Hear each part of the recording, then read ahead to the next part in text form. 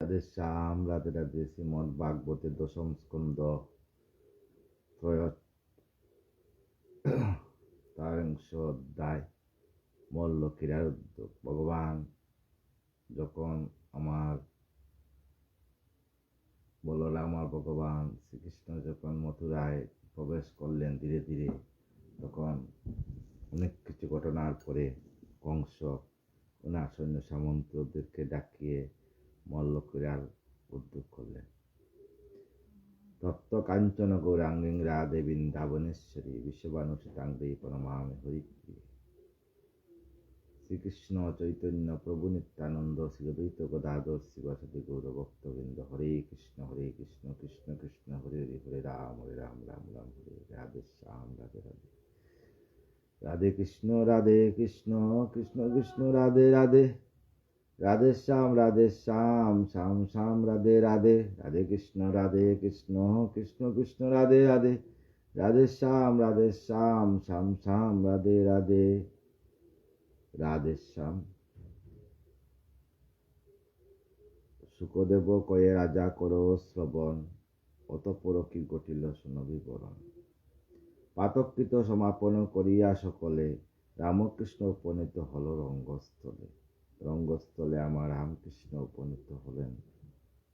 বাজছে বিকট বাদ্য রঙ্গস্থল দ্বারে, ডাকিছে বীরগণ বিষম চিৎকারে, ডাকছে সমস্ত বীররা। দ্বারে উপনীত হয় জগত জীবন, শ্রবণে দুন্দুবি বাদ্য আনন্দিত মন। দর্শন করে দ্বারে হস্তি ভয়ঙ্কর, দুই দ্বারে হস্তি ভয়ঙ্কর, মদ্যপান করিয়ে রাখছে কংস। মহা কুবলয় নাম শুনন রবর। হস্তিপক্ষ চালিত সে গজেন্দ্র ভীষণ, দ্বারপাশে উপস্থিত করিলা দর্শন। তা দেখি কৃষ্ণ কয়ে বলরাম প্রতি, যুদ্ধের উদ্যোগ বাই দেখো সম্পত্তি। এগুলা দেখে বলরাম কৃষ্ণকে বললেন, দাদা দেখো কংস যুদ্ধের উদ্যোগ করেছে। দুই ভাই যুক্তি করি আঠিল বসন, করিল যুদ্ধের সাজ কঠিন বন্ধন। কঠিন ভাবে আমার কৃষ্ণ বলরাম যুদ্ধের জন্য প্রস্তুত। হস্তিপক্ষে সম্বোধিয়া আরক্ত লোচনে, কুপিত হইয়া নাদে জলদ গর্জনে। বলে শীঘ্র দ্বার ছাড়ো ওয়ে হস্তিপতি, দ্বার হতে ল হস্তি তুমি শীঘ্র গতি। রঙ্গস্থলে যাব মোরা শুনো বচন, যদ্যপি না ছাড়ো পত বধিব জীবন। অন্যতা না করো শীঘ্র স্থানান্তরে যাও, শীঘ্র তুমি আমাদের পথ ছাড়ি যাও। ভগবান কৃষ্ণ বললেন, নতুবায়ে কুবলর যাবে জমগর, তোমাকে পাঠাইয়া সমন নগর। এতক বচনে তবে সেই হস্তিপতি, হস্তির পৃষ্ঠেতে তাকি কয় ক্ষুদ্রমতি। হস্তির পৃষ্ঠেতে তাকিয়া বলছে, করির মস্তকে করে অঙ্কুশ ঘাতন, একে মত্ত হস্তি তাতে পাইল পীড়ন। হস্তির মস্তকে তাকিয়া মাহুত পীড়ন করতেছে হস্তিকে। উন্মত্ত হইয়া করি মহাভয়ঙ্কর, কালান্তক যমসম হয় কলেবর। প্রজ্বলিত হুতাসন যুগল নয়ন, শ্রীকৃষ্ণের নিকটে হস্তি করিল গমন। কৃষ্ণের নিকটে হস্তি গমন করল। গুন্ডু দুলাইয়া হস্তি দাইল সত্তরে, ধরিল কৃষ্ণের তবে সাক্ষাৎ অন্তরে। আছাড়ি মারিতে কৃষ্ণ লইয়া সত্তর, দলিত আপন পদে ভাবে কলিবর। তবে হরি কুদ করি বিক্রম প্রকাশ, দূরে দাঁড়াইয়া হস্তি বয়ে কাঁপে ত্রাস।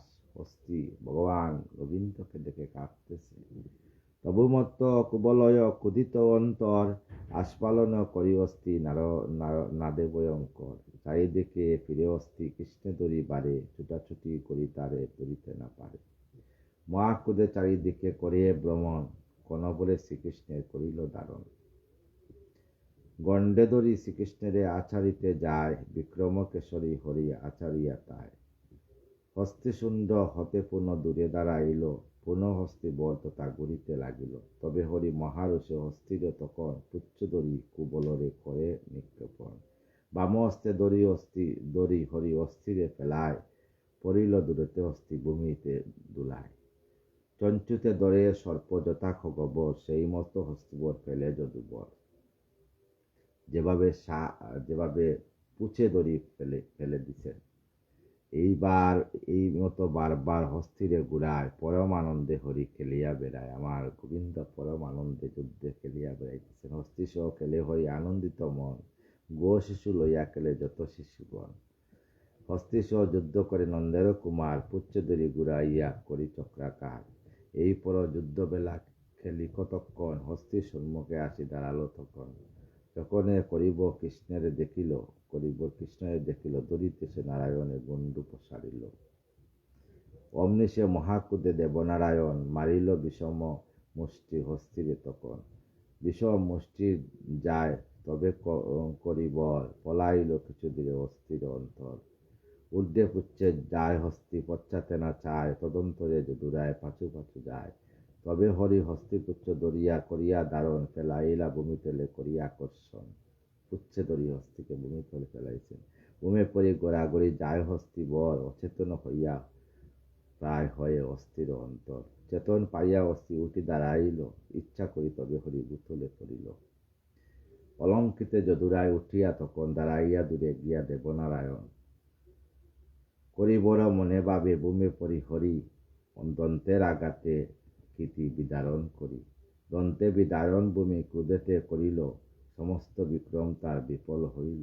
মহাক্রোধে চারিদিকে ব্রহ্ময়ে বারণ, মহাক্রোধে চতুর্দিকে হস্তি যাচ্ছে। দরিবারে নন্দসুতে করিল গমন, আমার নন্দসুতকে ধরার জন্য গমন করল। পুনশ্চ আসিয়া কৃষ্ণ শুণ্ডে দাঁড়াইল, পরাক্রমে কৃষ্ণে টানিতে লাগিল। মহাবল করি কৃষ্ণে করে আকর্ষণ, এক পদে নড়াইতে না পারে বারণ। এক পদ দিয়ে ভগবান কৃষ্ণকে নড়াইতে পারে নাই হস্তি। অচল পর্বত সম রহে যদুবর, আকর্ষণ করে হরি অস্তুর অন্তর। পর্বতের মতো যদুবর আমার গোবিন্দ দাঁড়িয়ে আছেন, আকর্ষণ করে হরি অস্থির অন্তর। মহাক্রোধে করি তবে শ্রীনন্দনন্দন, দুই হস্তে দড়ি শুণ্ড করিয়া ধারণ। দুই হস্তে আমার গোবিন্দ হস্তিকে ধারণ করলেন। চক্রাকারে মহাগজে ঘুরায় তখন, চক্র যেভাবে ঘুরে সেইভাবে আমার গোবিন্দ হস্তিকে ঘুরাইলেন। মহাক্রোধে ভূমিতলে করিল পাতন, ভূমিতলে পড়িয়া গেল। ভূমিতলে পেলে হরি করে পদাঘাত, সেই যায় কুবলায় হইল নিপাত। মহাশব্দ করি হস্তি ছাড়িল জীবন, হস্তিপদে কংসরাজ হারায় চেতন। তাই কংসরাজ চেতন হারাইয়া গেছে। কি হয়ে গেল? এমন শক্তিশালী আমার দুই হস্তিকে মেরে ফেলল। তবে হরি ক্রোধ করি হস্তি শুণ্ড ধরি, উৎপাদন করে দন্ত আস্ফালন করি। সেই দন্তাঘাতে পড়ে হরিজনার্দন, অনায়াসে হস্তিপকে করিল নিধন। আনন্দ অন্তরে পরে করিল গমন, কুবলয় হস্তিদন্ত হস্তেতে সুবল। হস্তির দন্ত হাতে বলরাম সঙ্গে তবে চলিতে লাগিল, হাসি হাসি রণাঙ্গনে প্রবেশ করিল। মহান নন্দে মহামতি করিছে গমন, বিন্দু বিন্দু রক্ত অঙ্গে হতেছে সুবল।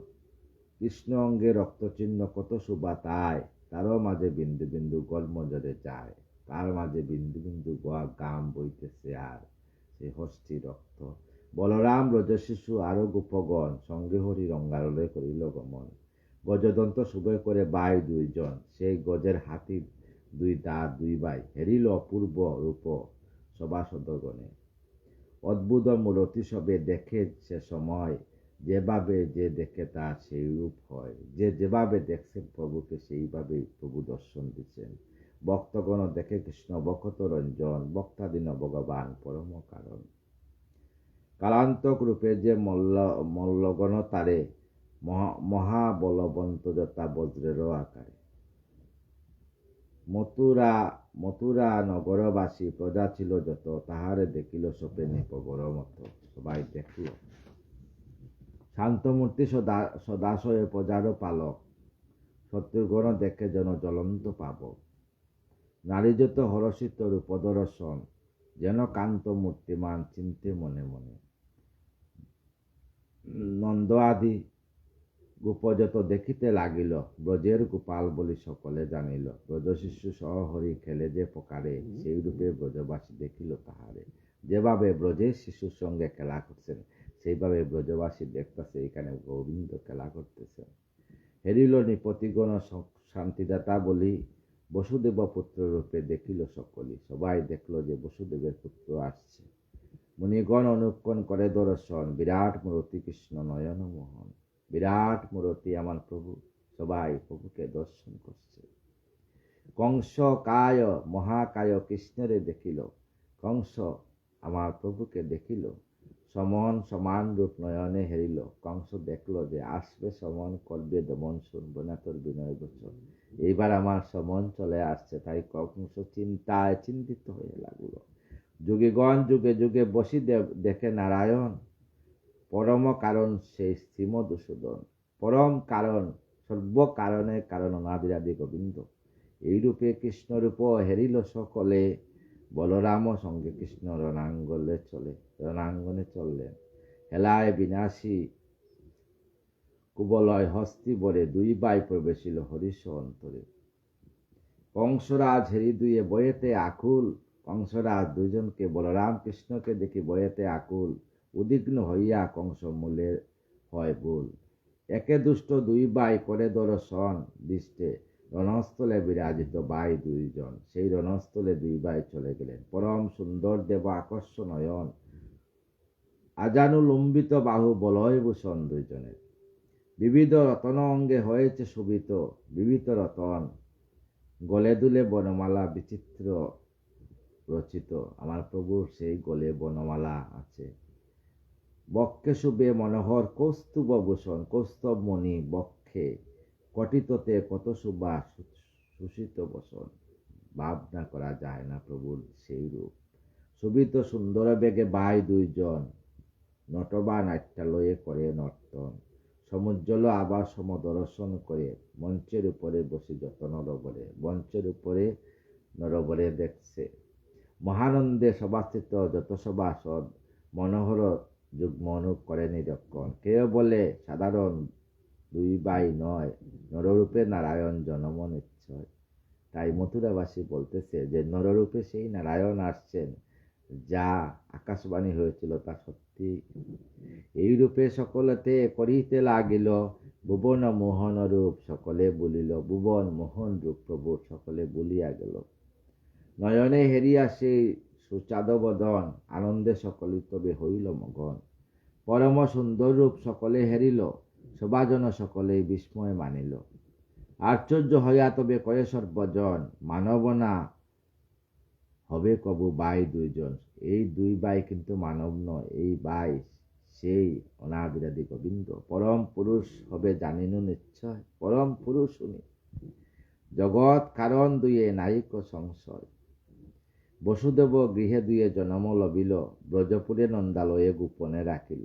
এই দুই ভাই বসুদেবের ঘরে জন্ম নিয়েছিল, কিন্তু ব্রজপুরে নন্দালয়ে গোপনে পালিত হয়েছে। কিছুকাল হর্ষে হরি নন্দের আকাবাসে পতুনা সংহার করে শিশু বনা আছে। জানো, ছোটবেলায় সেই কৃষ্ণ পুতুনাকে সংহার করছিল। তৃণাবর্ত আদিযত অসুরে বদিল, শিশুকালে মায়ারূপী বৃক্ষ উপর দিল। মায়ারূপী যে বৃক্ষ যমলা অর্জুনকে উড়িয়া ফেলেছিল।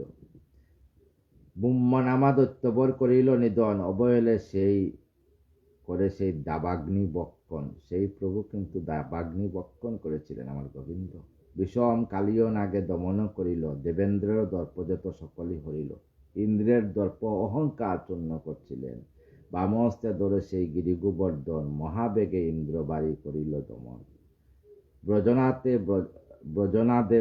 ব্রজনাদে ব্রজপাত হয়, তারপর সপ্তাহ রাখিল ধরি সেই গিরিবর। এক আঙ্গুলে ধরিয়া সেই গিরিবর দর্শন রেখেছিলেন।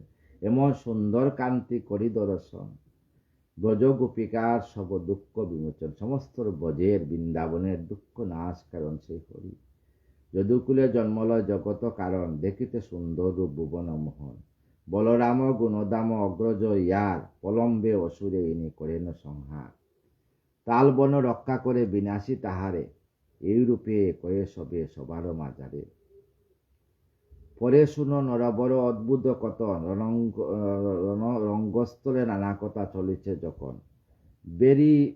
বুড়ি বেরি কাশি ডুল বাজে শত শত, বাদ্য শব্দ মল্লগণ খেলে অবিরত। রণস্থলে দুইজন দাঁড়াইয়া রহে, চানুর মুষ্টিক তবে তাদের কয়ে, শুন কহি নন্দসুত মুদের বচন, আরো কই শুন হয়ে তুমি সংকর্ষণ। মহাবলবান হয় দুই সহদর, সে কথা শ্রবণে আজ কংস নরবর। মল্লযুদ্ধে সুনিপুণ তোমরা দুইজন, তোমাদের আনিয়াছি করি নিমন্ত্রণ আনিয়ে আসি। এতএব কহি শুন নন্দের কুমার, মল্লযুদ্ধ করো এবে সঙ্গেতে আমার। শ্রবণে তাদের কথা কহে জনার্দন, যুদ্ধের কি জানি মোরা গোপেন নন্দন। আমরা তো গোপেন নন্দন, আমরা তো যুদ্ধের কিছু জানি না। ধনুযজ্ঞ দর্শনে আহিনু সম্পত্তি, হেন উপযুক্ত নয় আমাদের প্রতি। আমরা তো ধনুযজ্ঞ দর্শন করতে আসি, আমাদের প্রতি যুদ্ধ করা উচিত নয়। কৃষ্ণের বচনে তবে চানুর কহিল, মল্লযুদ্ধ হেরিবারে নিপতি ছিল। মহারাজ কংসরায় করিবে দর্শন, সেই হেতু তোমাদেরও হেতা আগমন। মল্লযুদ্ধ করো আজ আমাদের শোনে, প্রফুল্ল হবে রাজা তাহা দর্শনে। সন্তুষ্ট হইবে নিপ তোমাদের প্রতি, এতএব নন্দসুত করো তোরা গতি। নিপতি সম্মান হেতু হেতা আগমন, রাখো রাজার মান তোমরা দুইজন। বলছেন কংস যে রাজার মান রাখো যুদ্ধ করে। ভূপতি হইলে তুষ্ট সবে তুষ্ট হয়, শাস্ত্রের বচনিয়া কবু মিথ্যা নয়। রাজা তুষ্ট হইলে সব তুষ্ট। এতএব মল্ল সহ করো মহল্ল কেলা, আমাদের বাক্য নাই করো অবহেলা। ভগবান শ্রীকৃষ্ণকে বলছেন। শুনিয়া চানুর বাক্য যশোদা তো নয় আমার গোবিন্দ, মৃদু হাসি মল্লপতি মৃদুবাসে কয়। মল্লদের প্রতি মৃদুভাবে বলছেন, শুন হয়ে মল্লবর কহি বাক্য সার, রাজার সম্মান রক্ষা উচিত সবার। ঠিক আছে, রাজার সম্মান। ভূপতির মান রক্ষা করিব সতত, অনুজ্ঞা পালন তার না হবে বিরত। আনিব মুদের হেতা করি নিমন্ত্রণ, রাজা অনুগ্রহ ইচ্ছা জানে সর্বজন। রাজার অনুগ্রহ, রাজারও জানিত ব্যক্তি যেই জন রহায়, তারও শ্রেষ্ঠ এ সংসারে কোনো জন হয়। মল্লযুদ্ধ হেতু যদি আনিল হেতায়, ইহা হতে কিবা সুখ আছে দরায়। আরো এক কথা কই শুনো মল্লগণ, বলহীন হই মোরা বালক দুজন। আমরা তো দুই বালক, বলহীন নয়। আমরা কি যুদ্ধ করতে পারবো?